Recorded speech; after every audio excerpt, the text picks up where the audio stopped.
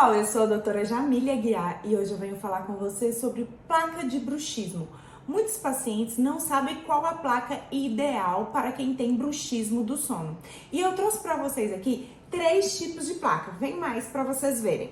Bom, nós temos aqui a placa ideal de bruxismo, que é uma placa rígida, dura, ó, ela é dura, ela é uma placa literalmente bela e recatada do lar dela, que é o dente e a articulação.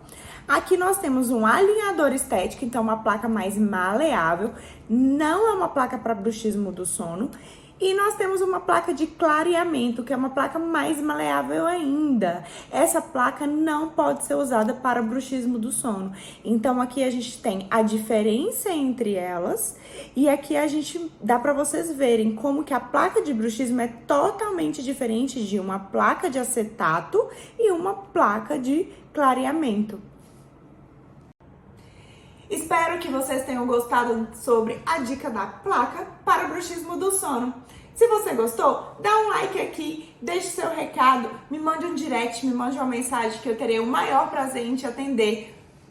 Um beijo e até a próxima dica.